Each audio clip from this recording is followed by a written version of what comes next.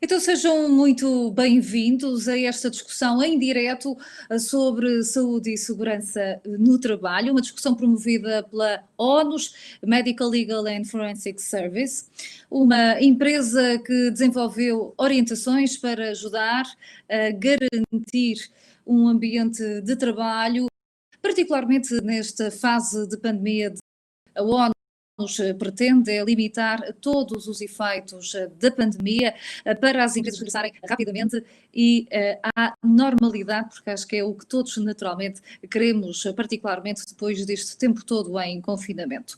E sem mais demoras, apresento nesta altura o painel que nos vai acompanhar. Particularmente começo por João Gouveia Nascimento, médico especialista em medicina legal e também consultor da ONU. João, muito bem-vindo também a este painel e a esta discussão.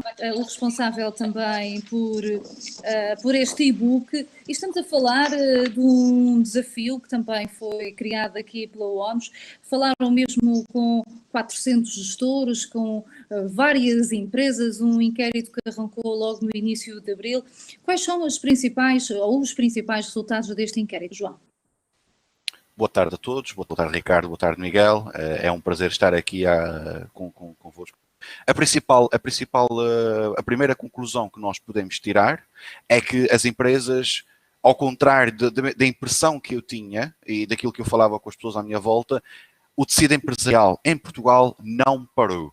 O tecido empresarial continuou em atividade, mas para isso passou principalmente para teletrabalho, uma situação que seria nova para a grande maioria das empresas, mas que foi forçada pelo governo, pelas medidas do governo, para evitar o contacto social entre as pessoas. Apenas 10% das empresas é que realmente suspenderam a sua atividade por completo e outros 10% continuaram a sua atividade em modo presencial. Dessas atividades, das que continuaram em atividade presencial, facilmente percebemos que são as empresas da restauração e da indústria transformadora, porque são trabalhos que exigem realmente a presença da pessoa, exigem poder de trabalho presencial, não há maneira de passar para teletrabalho. Oh, João, um dos pontos que também este e-book, este estudo também refere, tem a ver com os planos de contingência, naturalmente também ele de caráter obrigatório. Um dos pontos que aqui reafirmam é que as empresas muitas vezes não sabem como monitorizá-lo e admitem também aqui alguma insegurança exatamente por não perceberem exatamente como devem seguir na prevenção deste contágio. Encontrou também estas respostas? Sim, não só não sabem como gerir, algumas têm muita dificuldade em saber geri-lo, como inclusive empresas, apesar de ser um normativo legal, não têm plano de contingência. O que é uma situação preocupante, porque este plano de contingência vai ter o principal objetivo, tem dois principais objetivos. O primeiro, impedir a contaminação entre os trabalhadores e passar essa contaminação para a comunidade, mas ao mesmo tempo evitar que a própria empresa deixe de trabalhar.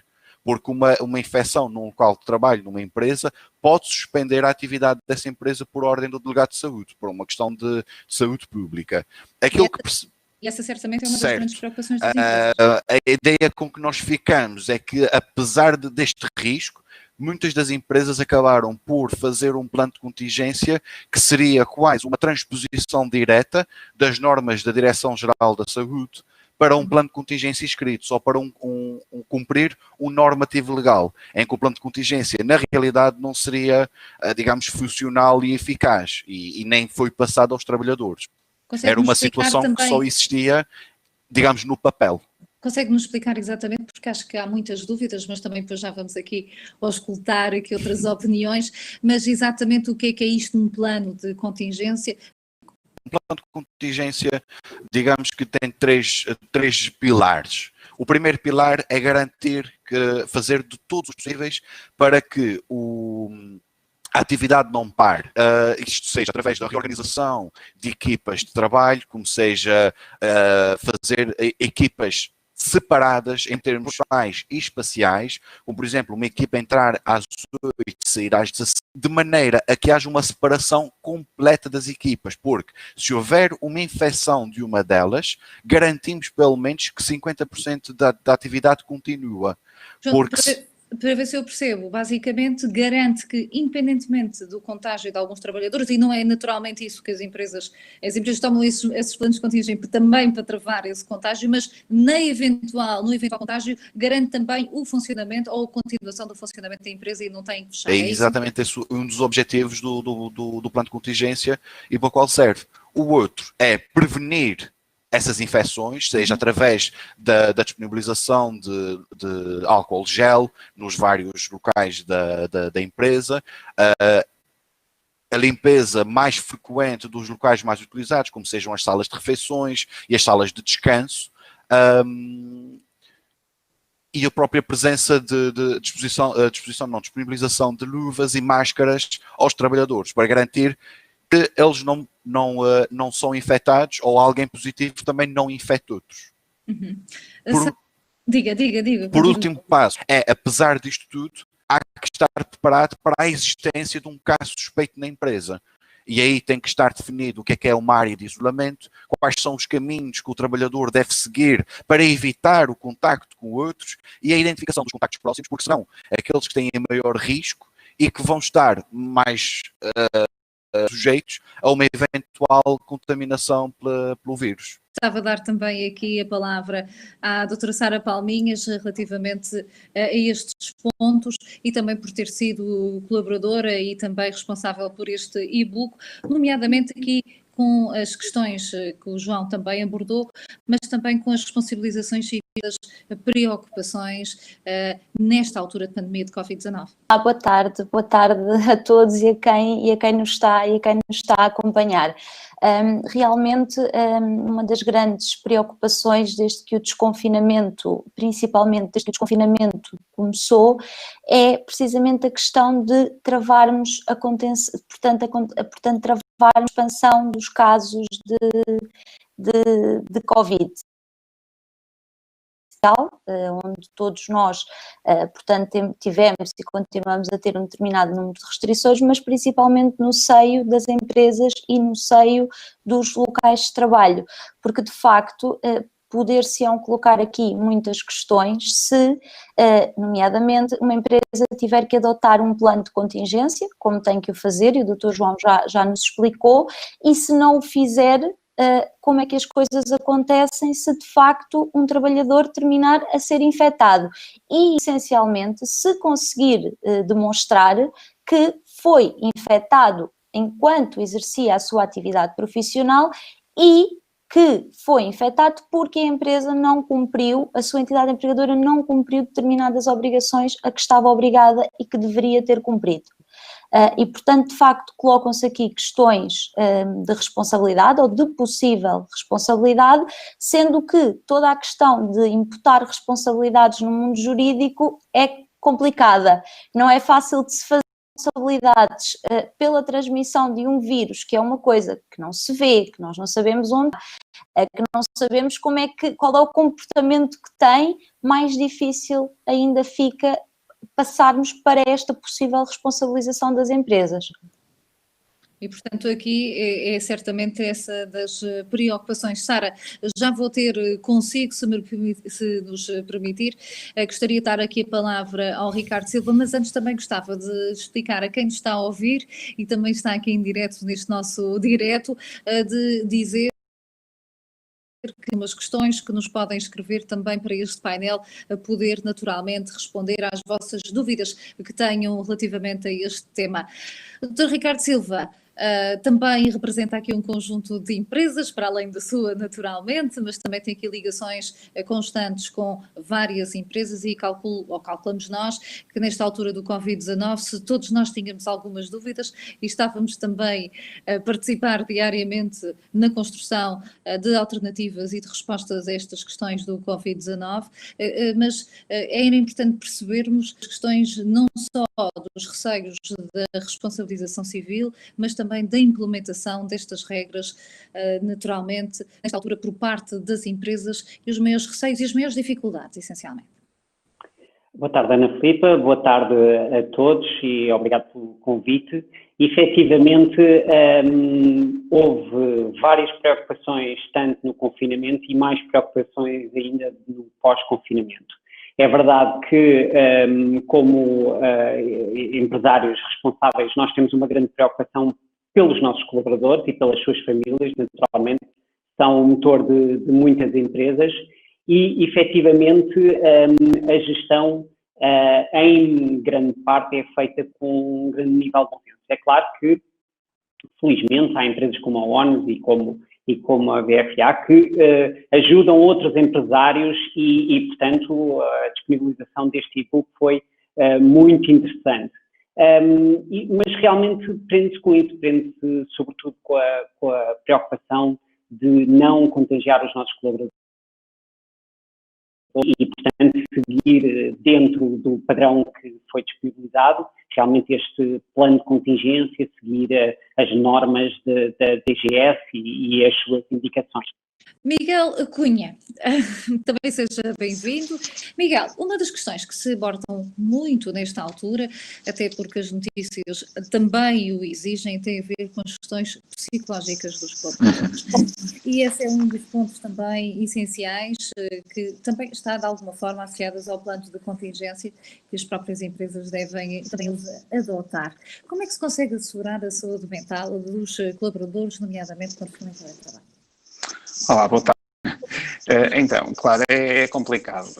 Como o Ricardo disse, realmente há, obviamente, as grandes empresas têm um bom serviço de medicina do trabalho. É mais fácil fazer um plano de contingência, aplicar o plano de contingência, adaptar o plano de contingência às novas orientações, aos novos conhecimentos sobre a doença, mas quando chega ao teletrabalho, acho que todas terão o mesmo problema. Ou seja, como garantir a saúde do trabalhador que está em casa. Isto não é habitual, ou seja, se for um trabalhador que já está em teletrabalho, se calhar já está estabelecido em algumas empresas, mas na maioria das empresas isto foi uma coisa nova, foi um aspecto novo da empresa, não havia nada, ou seja, se quisermos pensar no posto de trabalho, a maior parte não foi possível adaptar o posto de trabalho, não é? Não compramos secretárias, não compramos webcams, não compramos, ou seja, isso foi uma é aventura, impossível. não foi, Miguel? Foi uma aventura e porque é uma coisa muito básica, mas que não consegue suprir as necessidades. Em relação ao trabalhadores, realmente é dito, até se quisermos adicionar os problemas que surgiram entretanto, porque muitos trabalhadores também têm os filhos em casa, que também estão em telescola, nem todos possuem 2, 3, 4 computadores em casa, nem todos possuem o tempo para estar com filhos de 3, 4, 5 anos e ao mesmo tempo estar a prestar o mesmo trabalho. É difícil, mesmo em questão de turnos, de gestão do tempo, ou seja, vai ser, provavelmente vamos ter de saúde, cada vez mais episódios de ansiedade, de depressão, de burnout, que muito provavelmente vai ser difícil às empresas conseguirem acautelar isto, principalmente aquelas que não possuem um bom serviço de medicina do trabalho que possa dar apoio. E vai ser, nestas fases de crise nota-se mais onde o sistema tem mais fraquezas, tem mais fragilidades e essas entrarão em ruptura possivelmente e os últimos números têm mostrado isso, que a saúde mental em Portugal tem piorado nas últimas semanas, não só devido à pandemia, mas a todos os efeitos do teletrabalho, de todos os constrangimentos que surgiram em consequência da pandemia, claro. Portanto, o governo de alguma coisa, e corrija-me se eu estou errada, o governo de alguma forma exigiu que as empresas adaptassem estes planos de contingência e a minha questão é, isto está a ser feito? Quais são as resistências que a Sara encontra ou as perguntas que também recebe por parte das empresas relativamente a isto? Digamos que a questão da adoção dos postos de trabalho tem surgido com o tempo, porque como já referimos aqui na nossa conversa, até há sensivelmente um mês atrás, colocava-se a questão da obrigatoriedade do teletrabalho sempre que fosse compatível com o exercício das funções. E o que é que isto significa? Significa que, por um lado, estávamos, portanto, a restringir os contactos sociais ao máximo e, por outro, que conseguimos aqui, de alguma forma, dar uma ajuda para as empresas terem algum tempo para se prepararem para o regresso, nomeadamente comprar álcool gel, comprar máscaras, organizar os postos de trabalho, todos esses aspectos que, no fundo, sem cumprir. A grande questão que aqui se coloca é que estas exigências exigem que as empresas tenham disponibilidade económica para comprar tudo aquilo que lhe é exigido e para fazerem as coisas da forma que tenhamos aqui programas que podem ajudar na compra deste material e etc. O certo é que é uma grande preocupação, porque vamos ter atenção a um aspecto. Tivemos empresas que foram obrigadas a encerrar, cujos lucros eram zero. Não tinham lucros porque, por obrigação do governo, no âmbito do estado de emergência, a sua atividade teve que suspender. E estamos a dizer que acabamos a suspensão, retomamos a atividade com constrangimentos, mas temos aqui de algum modo que ter certos instrumentos à disposição que não são instrumentos propriamente baratos, que não são instrumentos propriamente que consigamos comprar com pouco dinheiro, além de que tivemos aqui uma fase que estes materiais não estavam, havia restrições de mercado. E estas são de facto preocupações das pessoas em termos de organização de desconfinamento dos seus clientes, de receber os seus fornecedores. A grande preocupação é manter a segurança, mas de facto há aqui constrangimentos, nomeadamente em termos económicos, porque nós todos temos a noção que as nossas empresas não são as mais ricas do mundo sem ser numa época de pandemia. Foi uma novidade para todos, não é? Vivemos efetivamente num período de exceção e numa fase excepcional do mundo, não só de Portugal. Dava a palavra novamente também ao Ricardo Silva para percebermos e para também verificar se efetivamente aquilo que a doutora Sara estava a explicar se encontra isso também nas empresas que conhece.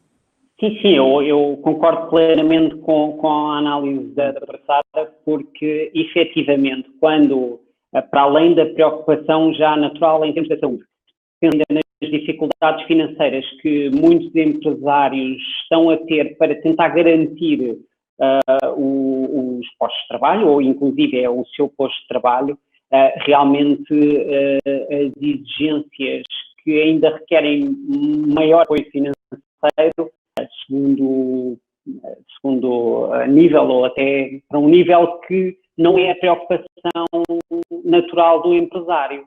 E, portanto, não poderia estar mais de acordo aqui com a doutora Fátima.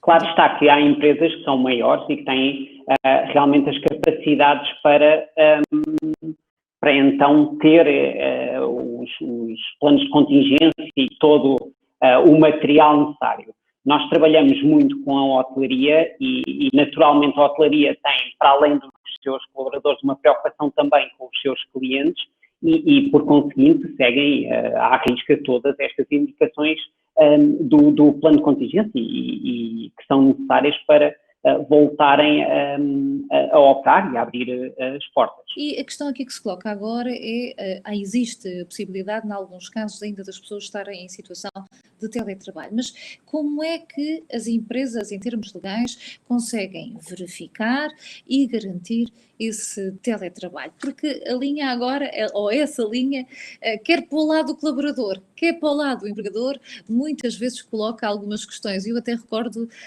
o tema de hoje, acho que é da revista Visão ou da Sábado, que até tem, não sei se já viram, uma capa assim mais dramática.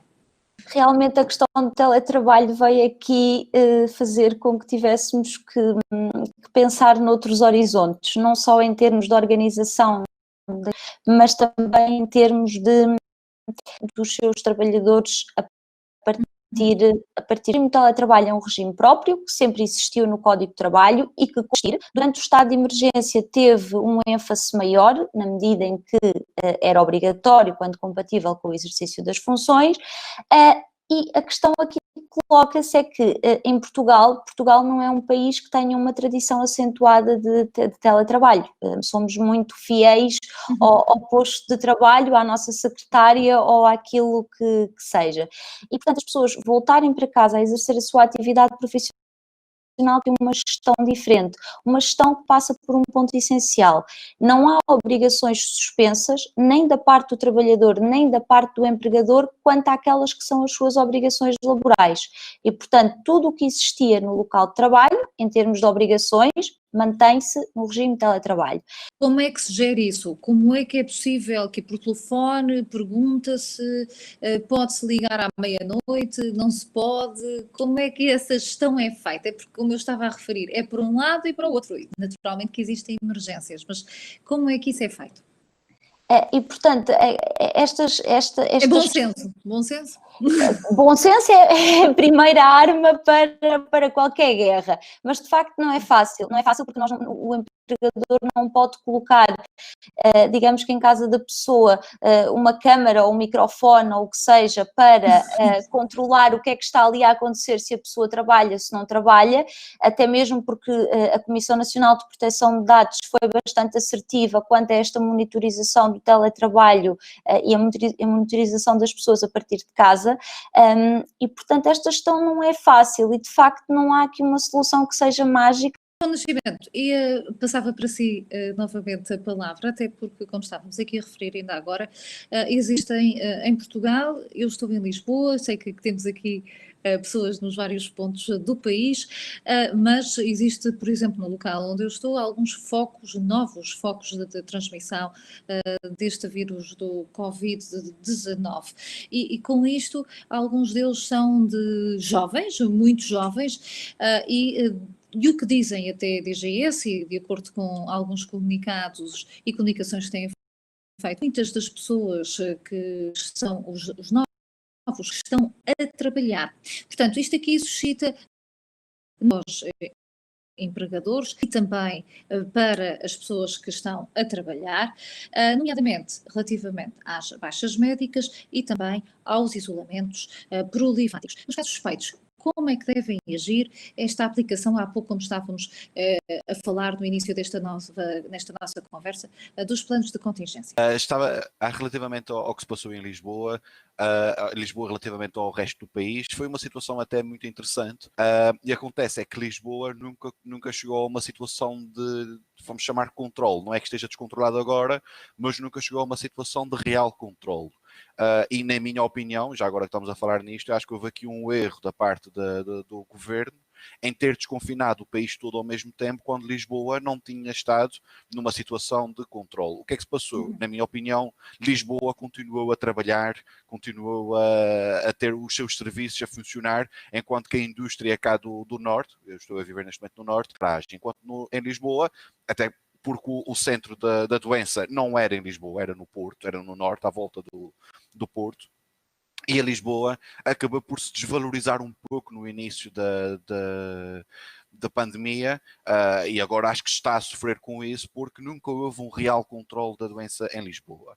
Relativamente às situações de baixas médicas e isolamentos profiláticos. O isolamento profilático é sempre uma ordem dada pelo delegado de saúde perante um foco de infecção. Também tem que estar definido no plano de contingência, a tal situação que eu já tinha falado, dos contactos próximos. A identificação dos contactos próximos pela empresa vai facilitar e agilizar o contacto com o delegado de saúde, que já vai saber quais são as pessoas que estão em maior ou menor risco de contágio para esse trabalhador. E então ele pode determinar que o trabalhador A, B ou C, porque esteve em contacto com aquele trabalhador X, fica em isolamento profilático, porque tem um risco superior aos outros. Não significa que ele tenha doença, significa que ele tem simplesmente o maior risco de ter doença, e é para evitar que ele, desenvolvendo doença, vai infectar outras pessoas, tanto na comunidade como na empresa. Há aqui um ponto que também é interessante abordarmos e percebermos, que tem a ver com isto. Uma infecção de Covid-19 pode ser considerada uma doença profissional em colaboradores que não sejam profissionais de saúde, que esta é uma também das questões levantadas. Sim, pode ser considerada, claro, pode sempre. Aqui o grande problema, ou seja, qual é a dificuldade em estabelecer um nexo de causalidade, ou seja, uma prova que muito provavelmente aquela infecção ocorreu no local de trabalho. Ora, nos profissionais de saúde isso é mais fácil, tendo em conta o contexto de trabalho, não tem que existir propriamente uma cadeia ativa em que nós identificamos quem foi, ou quem foi o doente, ou quem foi o profissional, parte do princípio que a probabilidade já seria maior. Em contexto profissional também pode acontecer, e há pouco o João estava a falar algum daqueles isolamentos profiláticos que foi decretado pela saúde pública, desenvolvia um quadro de febre. E por isso teria que fazer o teste do SARS-CoV-2 e dava positivo. Podemos estabelecer aí uma cadeia de transmissão, não é muito mais provável, e aí sim seria profissional. Eu volto a dizer, o nexo de causalidade é mais, mas não é impossível, desde que haja uma boa fundamentação, é perfeitamente aceitável, obviamente. Por exemplo, no caso de um funcionário, estou mesmo a ler, no caso de um funcionário ter tido contacto com um caso positivo, fez uma testagem e deu negativo para Covid. Todos os demais devem ficar isolados ou não? E esta pergunta depois também pode ser estendida ao Dr. João Nascimento. É assim, em princípio não, porque primeiro, pronto, mais uma vez, teve contacto com um caso positivo, é um caso provável, depois temos que ver se essa exposição foi de alto risco ou de baixo risco, pronto. Os de baixo risco muitas vezes nem sequer ficam em isolamento profilático, continuam a trabalhar, a fazer as suas vidas normais e ficam mais atentos, têm que fazer uma monitorização diária 2 vezes por dia da temperatura corporal ou estarem a desenvolvimento de tosse, falta de ar, aqueles sinais cardinais que a DGE está sempre a tentar passar para a população. E continuam no seu trabalho. Ora, aqueles que é decretado o isolamento profilático têm que ficar em casa, mas os seus contactos não precisam. Provavelmente esse teste deve ter sido realizado, pronto, num outro contexto, não sei, e dando negativo, não quer dizer que seja impossível que a pessoa esteja infectada, até porque sabemos que os assintomáticos, a sensibilidade do teste, ou seja, a probabilidade de um negativo ser mesmo negativo, é baixa, muitas vezes, porque não há sintomas, então provavelmente também o vírus não se replica e é baixo. Por isso, neste caso, não há problema nenhum e pode voltar ao trabalho. Eu sei que estou a falar com o Miguel, mas já agora para ouvir aqui a opinião do João. João, muitas vezes sabemos que os casos negativos, o que se fala, são falsos negativos. Não sei se isto faz algum sentido ou não, dos falsos negativos. Muito do vosso trabalho, até dos repórteres das várias cadeias televisivas que andaram a fazer muitas reportagens das testagens que eram feitas no campo, infelizmente permitiu-nos, a nós, pelo menos médicos, acho que o Miguel vai estar de acordo comigo, permitiu ver muitos exames mal feitos, o que por si também aumentou estes tais falsos negativos. Das imagens que foram reportadas, João. Das imagens que foram dava para ver claramente exames muito mal feitos, em que a zaragatua é suposto ir até ao final da nasofaringe, tocar na garganta, cá atrás, desde o nariz, e muitas vezes víamos exatamente a zaragatua na entrada do nariz. E, portanto, isto por si não ia colher material e, portanto, era um teste que por si já ia dar negativo.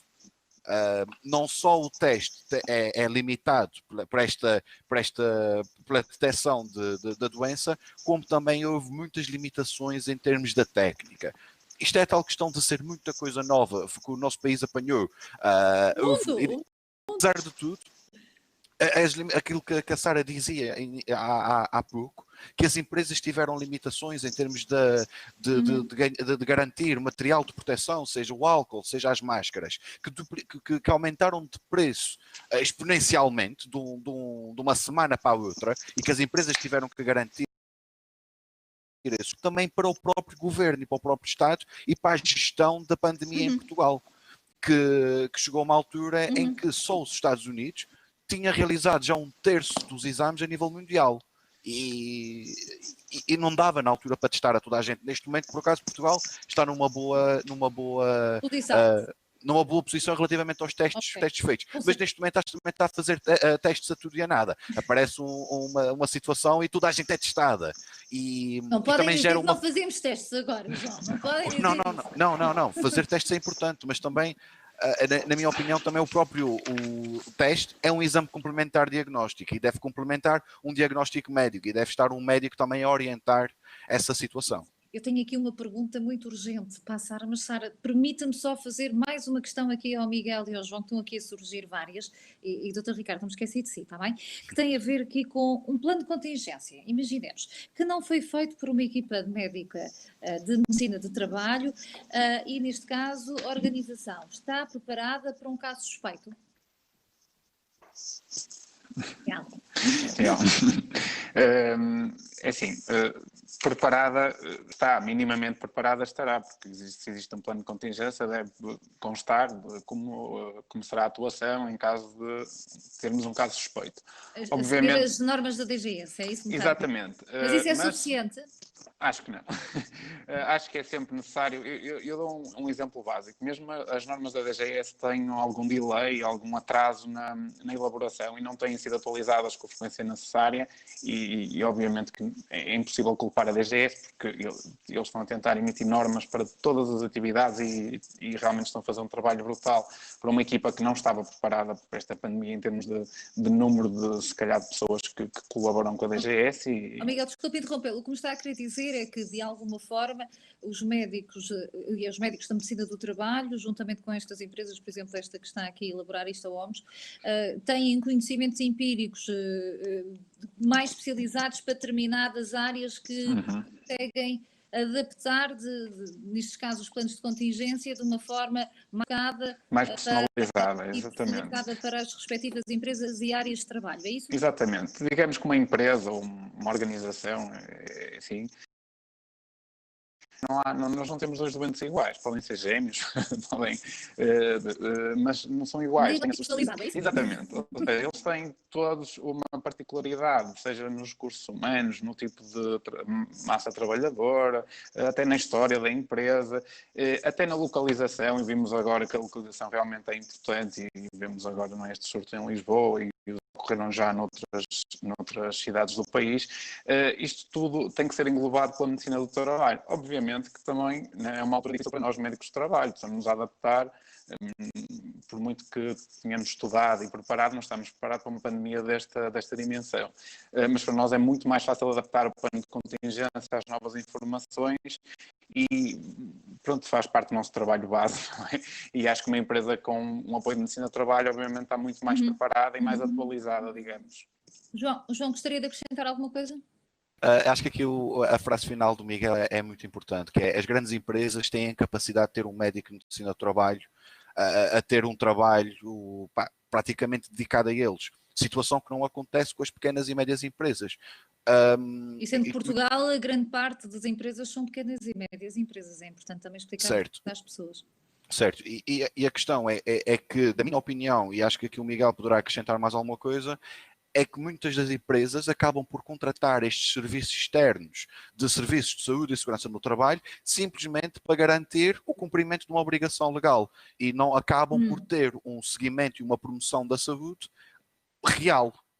Mas eu, antes de dar a palavra ao Miguel, vou dar a palavra aqui ao Ricardo. Ricardo, é assim? Sim, eu concordo, exatamente. Eu acho que a maior parte das empresas utilizam a medicina no trabalho efetivamente para garantir uma resposta imediata aos requisitos legais.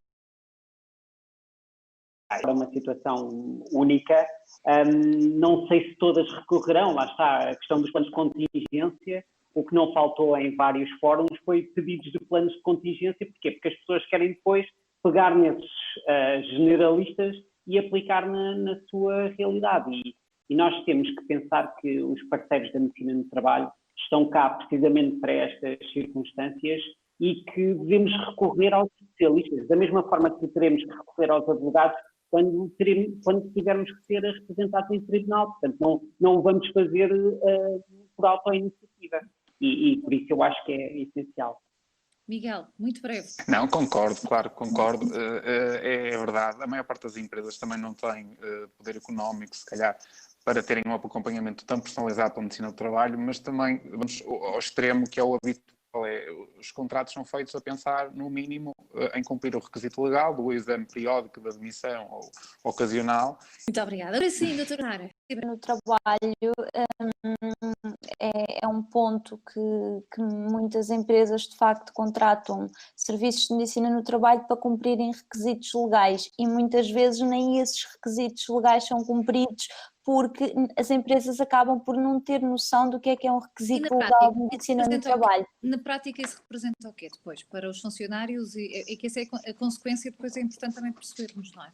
Claro, representa, portanto, em primeiro lugar, para as empresas que não cumprem uma obrigação legal com aquilo a que eventualmente podem ter em termos de contraordenações, e do lado do trabalhador, naturalmente, que significa um não acompanhamento como deveria ter e muitas das vezes exposição a riscos profissionais e exposição portanto, a doenças profissionais, de contaminações, como estamos neste momento, porque de facto não há este acompanhamento nos termos em que deveria existir. É também importante lembrar as pessoas, e certamente quem nos está a ouvir sabe disto também como nós, que uma pessoa contaminada pode desencadear uma cadeia de contágio. Portanto, é importante também percebermos isso, não é só para o risco da própria empresa e da própria pessoa, mas é uma situação de saúde pública, não é? Sara, há aqui uma pergunta que nos estavam aqui a questionar há pouco, que eu ando aqui há algum tempo, peço perdão à pessoa que nos enviou essa questão por só estar agora a lançá-la, em que diz: se eu trabalho a partir de casa, regressamos à questão do teletrabalho, poderá o empregador impor obrigatoriamente que a pandemia não se encontra totalmente resolvida? Pode. A resposta a essa pergunta é pode, mas convém aqui explicarmos uns pontos a quem nos está a ver. Qual é de facto, teve até ao dia 1 de junho. Não tem.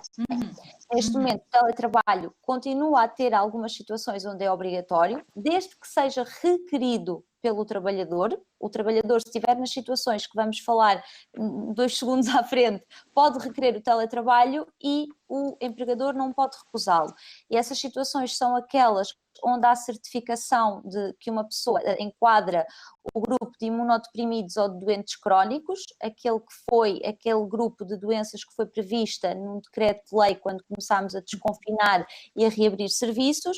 Um trabalhador que tenha, portanto, seja portador de uma deficiência ou de um grau de incapacidade superior a 60%, ou ainda para aquelas situações onde existem filhos menores de 12 anos, ou independentemente da idade que sejam portadores de uma deficiência ou de uma doença crónica, mas que por força do encerramento dos estabelecimentos de ensino e de outros estabelecimentos, por força de suspensão das atividades letivas, estão em casa.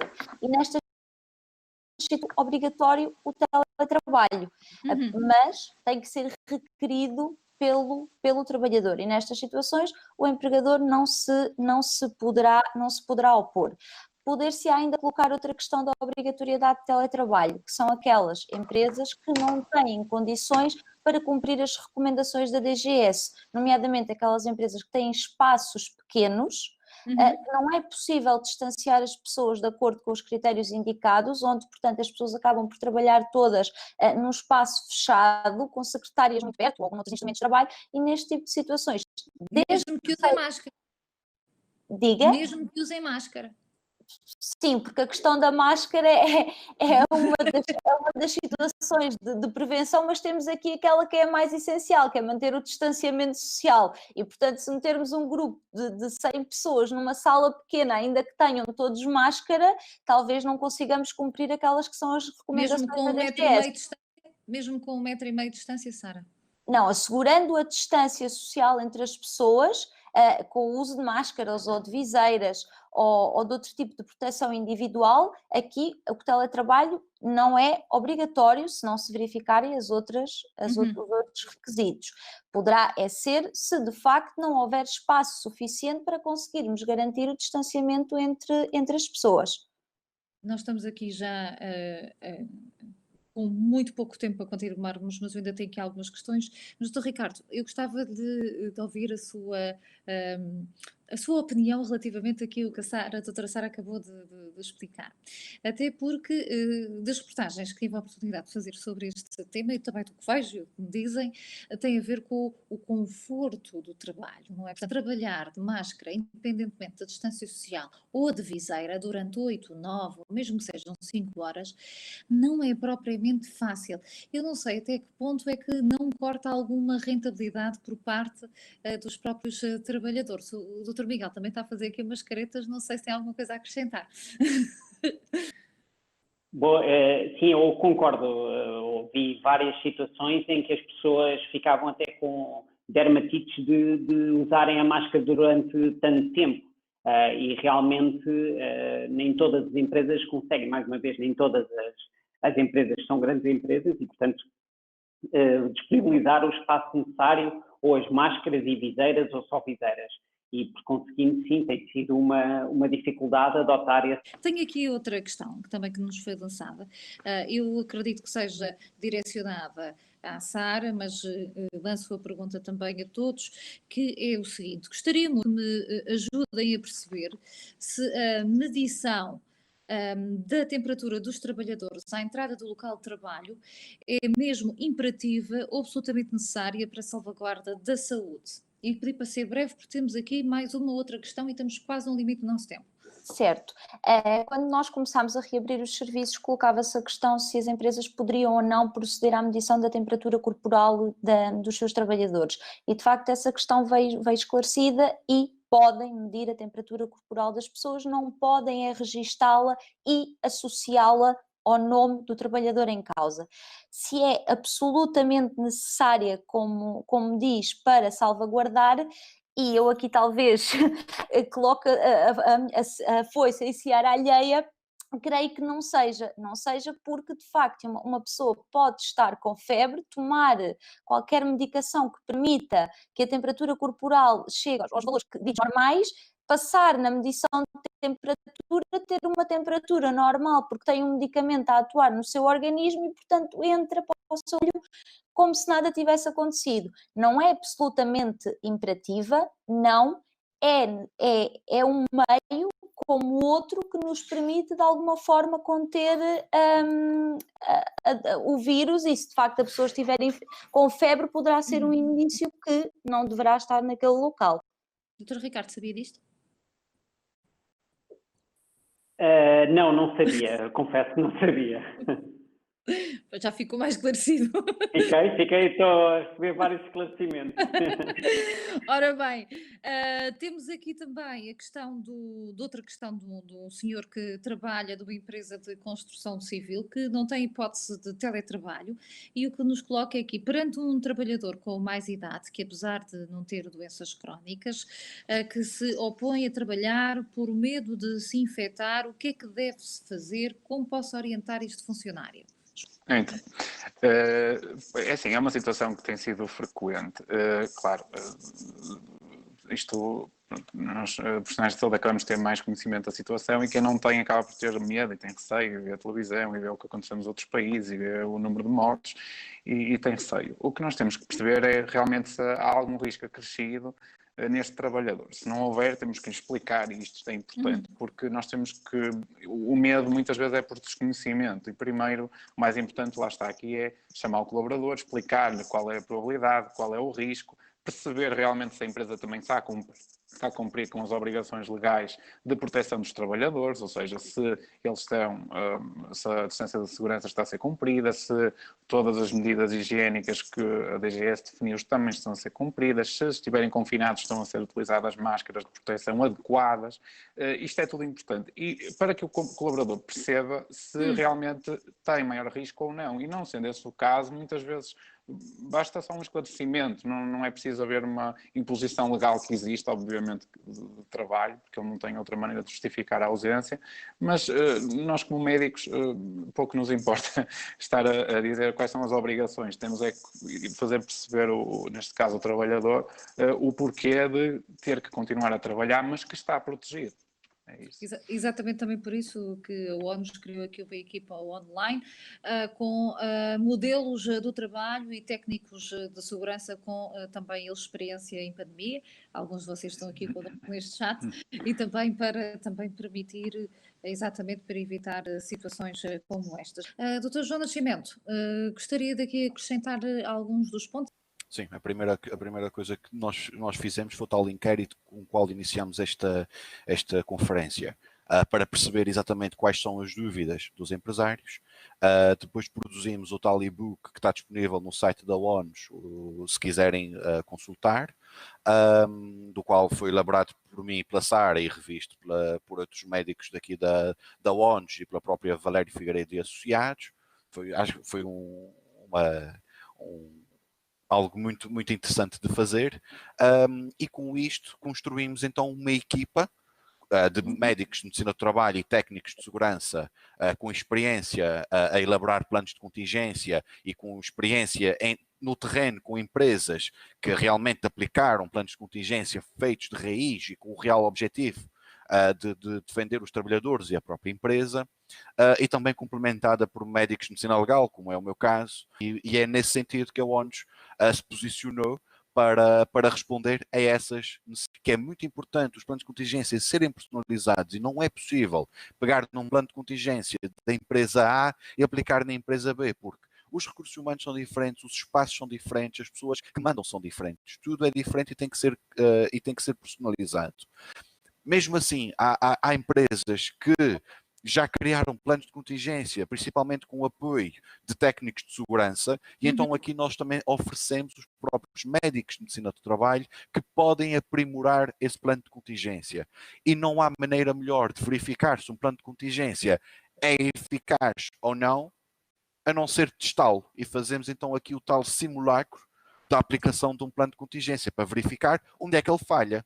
E validade, quando houver um caso positivo, a empresa estar realmente preparada e não sofrer com esse caso suspeito ou mesmo confirmado. Muito obrigada por os seus esclarecimentos. Estamos mesmo no limite do nosso tempo.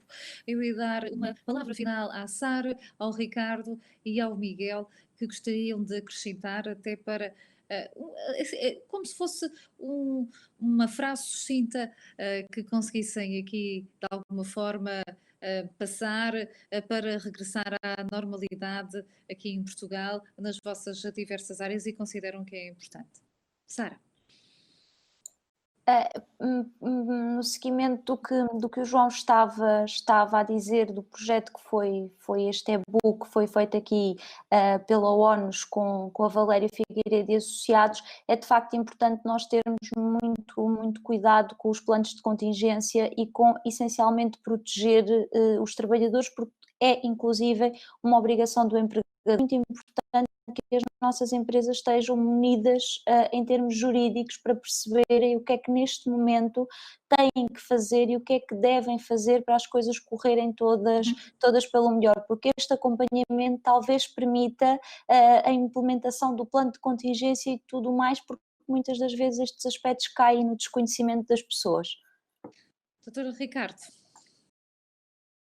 Resta-me felicitar porque realmente este tipo de eventos ajuda os empresários que têm diversas dificuldades neste momento e são uma forma de orientação em tanta informação que existe. Tenho a esperança e breve que realmente esta situação passe o mais depressa possível. Penso que isto será genérico para todos. E resta-me agradecer o convite da participação. Muito obrigado.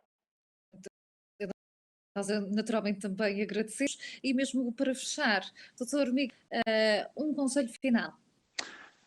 Pronto, eu gostava só de salientar mais uma vez a importância da medicina do trabalho, que neste caso, nesta pandemia, veio mostrar outra vez que realmente vale a pena apostar, vale a pena ter um bom plano de contingência, vale a pena ter uma avaliação por medicina do trabalho, ter um médico de trabalho, pode não ser dedicado, porque a empresa é mais pequena, mas pelo menos que tenha um contacto mais personalizado e que realmente isso... Não é só um encargo, não é, doutor Miguel? Exatamente, é há vantagens, exatamente. É aquilo que nós estamos sempre a dizer e realmente a pandemia veio mostrar que tem algum valor acrescido nesse contrato, se quisermos falar assim. Era esta a mensagem que eu queria deixar e esperar, obviamente, que a pandemia passe o mais rapidamente possível e que toda a gente fique bem. O convite da ONU para estar aqui a moderar esta palestra. Espero que tenhamos de alguma forma respondido às questões e também partilhado aqui várias experiências que tenham sido esclarecedores para todas as pessoas que nos estão a ver e a ouvir. Da minha parte, muito obrigada por estarem desse lado e a todos os participantes também, muito obrigada por estarem aqui connosco e que naturalmente esperemos que tenha sido útil para ajudar a esclarecer todos os pontos nesta altura de pandemia.